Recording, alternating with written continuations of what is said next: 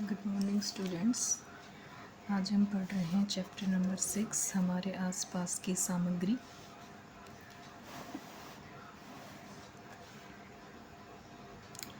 हमारे आसपास की वस्तुओं का अवलोकन। ग्रीष्म अवकाश के बाद घुलन और शीत अपनी नई कक्षा में जाने के लिए उत्साहित हैं। वे अपनी कक्षा में प्रवेश करते हैं और बातचीत करना आरंभ करते हैं। शीत पूछती है, आज तुम स्कूल में क्या लाए हो? देखो, मेरे पास नई नोटबुक है।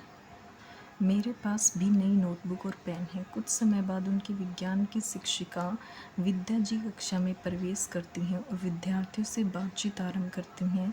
वह उनका ध्यान दैनिक जीवन में उपयोग होने वाली कई वस्तुओं की ओर आकर्षित करती हैं।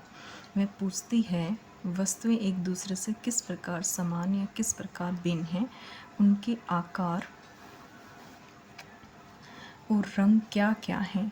जब आप उन्हें स्पर्श करते हैं तो कैसा अनुभव होता है? क्या उनमें से कुछ वस्तुएं दूसरी वस्तुओं से भारी हैं? सभी वस्तुएं किसी न किसी सामग्री से बनी होती हैं, जैसे कागज, लकड़ी, कपड़ा, कांच, धातु, प्लास्टिक, मिट्टी इत्यादि। किसी वस्तु को बनाने के लिए उपयोग किए जाने वाले पदार्थ या पदार्थों का मिश्रण सामग्री कहलाता है। तो हमारा जो फर्स्ट क्वेश्चन है यहाँ पे बनेगा कि सामग्री क्या होती है? किसी वस्तु को बनाने के लिए उपयोग किए जाने वाले पदार्थ या पदार्थों का मिश्रण क्या कहलाता है? सामग्री कहलाता है। क्रियाकलाप 6.1, आइए पहचानें। अपने आसपास दिखाई देने वाली वस्तुओं की एक सूची बनाएं और उन सामग्रियों के नाम भी तालिका 6.1 में लिखें जिनसे वे बनी हुई हैं। ठीक है, तो हम अपने आसपास की वस्तुएं देख सकते हैं। जैसे कि हम अपने रूम में देख सकते हैं, बेंचेस देख सकते हैं जो कि इसकी बनी हुई लकड़ी और लोहे से बनी हुई हैं। ठीक है, हम डिजिटल बोर्ड देख सकते हैं जो कांच से बना हुआ है। ठीक है, जिसमें प्लास्टिक्स के पार्ट्स यूज़ हुए हैं। तो बहुत सारी ऐसी वस्तुएं हम अपने क्लासरूम में ही बता सकते हैं। हम दरवाज़ों के बारे में बता सकते हैं कि दरवाजे किससे बने हुए हैं, लकड़ी से बने हुए हैं या लोहे से बने हुए हैं। ठीक है, तो बहुत सारी वस्तु के बारे में हम बता सकते हैं जो भी हमारे डेली यूज़ में प्रयोग होती हैं। प्रतिदिन के अवलोकनों के आधार पर यह निष्कर्ष निकाला जा सकता है कि वस्तुएं विभिन्न सामग्रियों से बनी होती हैं। आइए सामग्रियों के विषय में अधिक जानें।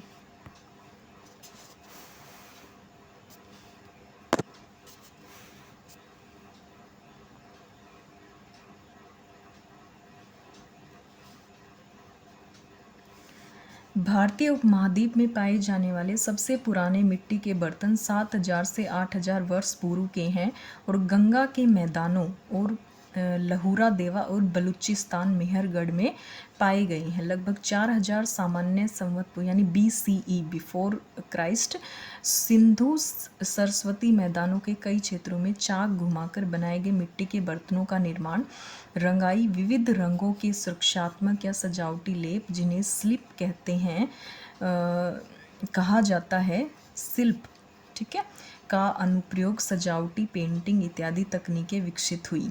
यह तकनीकें हड़प्पा सभ्यता के बारे में हम जानते हैं, जो 2500 वर्ष पूर्व जो हमारी सभ्यता थी, 2600 से लेकर 1900 सामान्यतः संवत पूर्व यानी BCE के दौरान और भी परिष्कृत हो गई, जिनमें चमकदार लाल सतह वाले काले रंग के डिजाइन हो। ये इस तरह के जो ज्यामितीय पैटर्न तथा जलीय और स्थलीय जानवरों को चित्रित किया गया है। तो हड़प्पा सभ्यता से हमें खुदाई से ये इस तरह के जो बर्तन हैं वो हमें प्राप्त हुए हैं। ठीक है, हंडिया, थाली, कटोरे और अन्य वस्तुओं को बनाने के लिए उपयोग में लाई जाने वाली मिट्टी का सावधानीपूर्वक चुनाव कर उसे साफ किया जाता था और फिर छलनी से छानकर गुथा जाता था। उसे एक घूमते पहिए पर आकार दिया जाता था और अंततः भट्टियों में पकाया जाता था। इस पकी हुई मिट्टी को टेराकोटा कहते हैं। तो टेराकोटा किसे कहते हैं?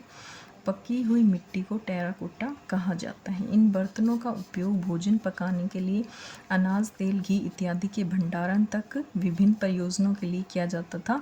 कुछ बहुत बड़ी भंडारण पात्र और मिट्टी के अन्य पात्रों को राष्ट्रीय संग्रहालय नई दिल्ली में प्रदर्शित किया गया है।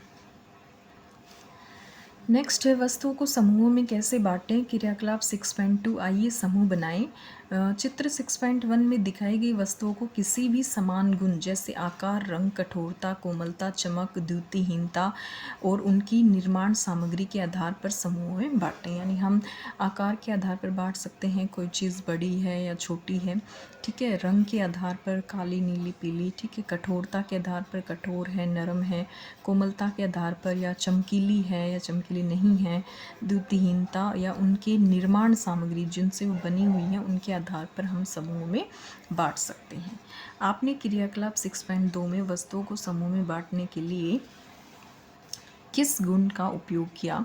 क्या आपके मित्रों ने समान गुणों के आधार पर वस्तुओं के समूह बनाए? आपने इस गतिविधि से क्या सीखा? आपने देखा होगा कि एक वस्तु विभिन्न सामग्रियों से बनाई जा सकती है और कुछ सामग्रियों का उपयोग विभिन्न वस्तुओं को बनाने के लिए किया जा सकता है। वस्तुओं को समूहों में व्यवस्थित करने की विधि वर्गीकरण कहलाती है और वस्तुओं को उनके एक समान गुणों के आधार पर समूह में विभाजित किया जा सकता है। इसी प्रकार से हम कुछ गुणों के आधार पर सामग्रियों का वर्गीकरण कर सकते हैं। तो वर्गीकरण कैसे करते हैं हम? वस्तुओं को समूहों में व्यवस्थित करने की विधि क्या कहलाती है? उनको वर्गीकरण करना कहलाती है।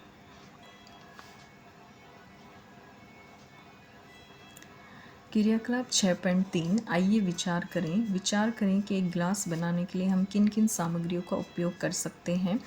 चित्र 6.2 में दिए गए रिक्त स्थानों में इन सामग्रियों के नाम लिखें। ठीक है, तो गिलास बनाने के लिए जो भी प्रयुक्त सामग्री है उसको हम यहाँ पे लिख देंगे। फिर है, क्या खाना पकाने के लिए बर्तन बनाने के लिए कागज़ जैसी सामग्री का उपयोग करना अच्छा विचार होगा? नहीं, खाना पकाने के लिए हम कागज़ का उपयोग नहीं कर सकते क्योंकि खाना है वो हमें आग में पकाना है और कागज़ में है वो आग लग जाएगी और कागज़ तो जल जाएगा। कपड़े से बने गिलास का उपयोग जल रखने के लिए क्यों नहीं किया जा सकता? कपड़ा इस चित्र में भी दिखाया गया है कि कपड़े में से पानी क्या हो जाएगा, छन छन के बाहर निकल जाएगा। गिलास बनाने के लिए आवश्यक सामग्रियों में जल धारण करने की क्षमता होनी चाहिए। कैसे निर्धारित किया जाए कि किसी वस्तु को बनाने के लिए किस सामग्री का उपयोग किया जाना चाहिए? हम किसी वस्तु को बनाने के लिए सामग्री का चयन उसके गुणों और उस प्रयोजन के आधार पर करते हैं जिसके लिए उस वस्तु का उपयोग किया जाना है। हम किसी वस्तु के विभिन्न भागों को बनाने के लिए भिन्न भिन्न सामग्रियों का उपयोग कर सकते हैं। उदाहरण के लिए एक पेन विभिन्न सामग्रियों से बना हो सकता है जैसे कि प्लास्टिक, धातु और स्याही। तो जो हमारा पेन होता है वो प्लास्टिक से बना होता है। यहाँ पे प्लास्टिक होता है हमारे, ठीक है। जो हमारी निब होती है वो धातु की बनी होती है और इसके अंदर क्या होती है, स्याही भरी हुई होती है।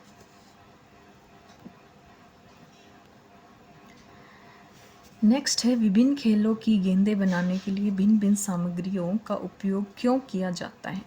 ठीक है, क्या क्रिकेट की गेंद का उपयोग टेनिस खेलने के लिए किया जा सकता है? नहीं, क्रिकेट की गेंद जो है वो भारी होती है, ठीक है। टेनिस की जो गेंद है वो हल्की होती है। चित्र 6.4 आइए खोज करें। चित्र 6.3 में एक ही आकार की लेकिन भिन्न भिन्न सामग्रियों से बने विभिन्न गेंदों को दर्शाया गया है। ठीक है, ये गेंद है भिन्न भिन्न प्रकार की। एक एक करके गेंदें लें और किसी नियत ऊंचाई से इसको गिराएं। जिस ऊंचाई तक गेंद उछलती है उसे तालिका 6.2 में अंकित करें। उस गेंद को पहचानें जो सबसे अधिक ऊंचाई तक उछलती है, जैसे कि टेनिस की गेंद हो गई, क्रिकेट की गेंद हो गई और हस्त व्यायाम की गेंद हो गई। जो ऐसे स्पंज वाली जो गेंद होती है उसको हम दबाते हैं। खेल की गेंदों के अन्य गुणों पर कक्षा में चर्चा करें, जैसे उनका आकार, रंग, गठन, कठोर या मुलायम और वे कितनी ऊंचाई तक उछलती हैं। ये समझने का प्रयास करें कि किसी विशिष्ट खेल के लिए उपयुक्त प्रत्येक गेंद कुछ निश्चित सामग्रियों से क्यों बनी होती है। चित्र 6.4 का अवलोकन करें और वस्तुओं को यथासंभव विभिन्न विधियों से समूहों में विभाजित करें। आपने इन वस्तुओं को उनके आकार, रंग या जिस सामग्री से बनी है उनके आधार पर समूह में विभाजित किया होगा। हमने सीखा कि वस्तुओं के उनके गुणों के आधार पर वर्गीकृत किया जा सकता है। उदाहरण के लिए घर की रसोई में हम सामान्यतः एक जैसे बर्तनों को एक साथ रखते हैं। इसी प्रकार एक जो पंसारी होता है वो सामान्यतः सभी प्रकार के मसाले एक कोने में रखता है, दालें और अनाज दूसरे कोने में रखता है इत्यादि। आप किसी भी दवा की दुकान पर जाकर जानकारी प्राप्त कर सकते हैं कि दवाओं के रखने की व्यवस्था कैसे की गई है।